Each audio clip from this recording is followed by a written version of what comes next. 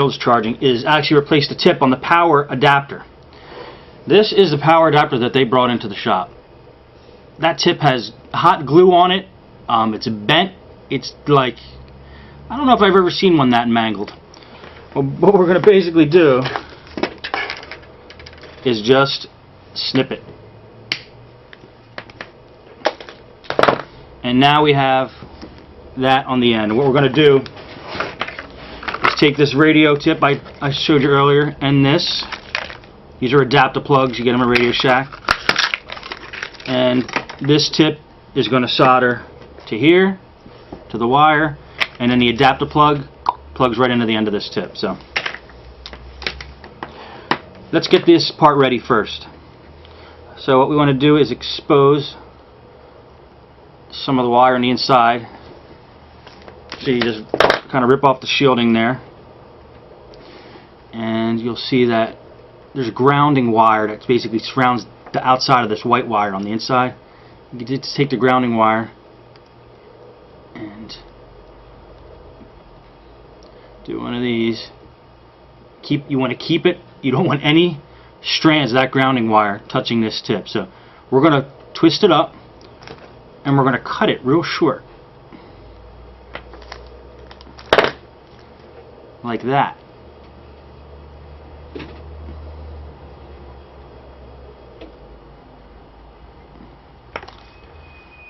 And then we're going to expose the tip of the white wire here.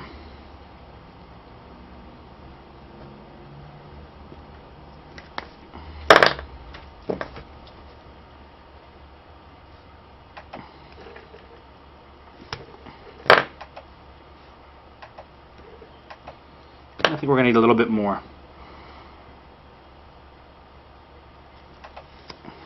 There we go. And we twist that up. Trim it a little bit if you have to, just to get the strands. There's a lot of strands of wires here, and you just cannot have them touching each other. So we have that there. Now basically what I'm going to do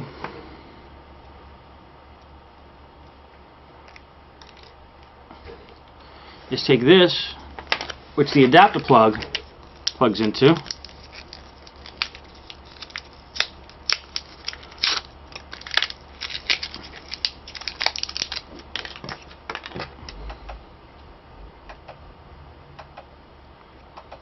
see, the adapter plug fits in like that, and we're going to take this and we're going to attach to this. Now you see how the grounding wire is short here and the positive wire is long. We're going to do the opposite on this. We're going to make the positive wire short and the grounding wire long. This way it'll fit right together with that. And the reason I do that is because I definitely don't want the ground to touch the positive, the grounding wire to touch the positive. So that's why I cut them different lengths, so they don't have a chance to touch each other. And this, I'm going to get rid of this long thing, because this wire is not as thick as this wire. So I want to make as little of this white wire showing as possible. Try to make it so this thick black wire comes almost all the way to the top. Now in that trimming, I got little strands of wire all over my desk here, so I'm just clean that up.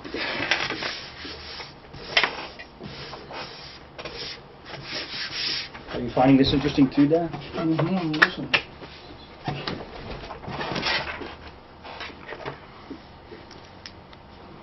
Okay, there's that.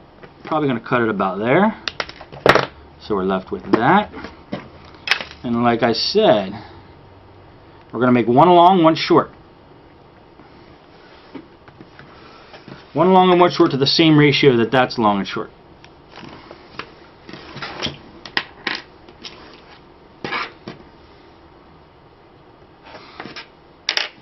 Tell you what, I never even tested these wires to make sure that the voltage is making it to this point. So let's do that now. First off, you make sure that they are not touching each other, and then you can plug it in. As long as they're not touching each other, you're okay. And then you can take your voltmeter.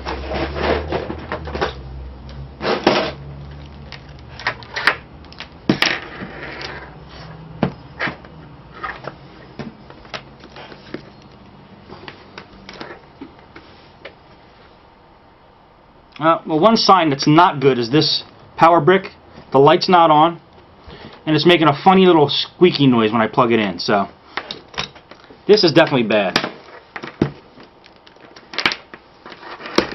I don't know if there's anything we could really do for this.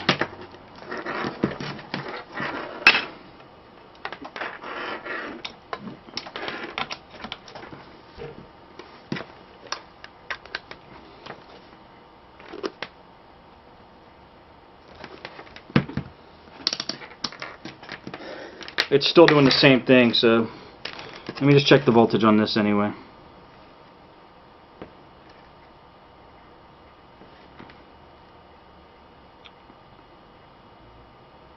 We're getting 19 volts through it. We're actually getting 19 volts. And then the light on this thing just came on.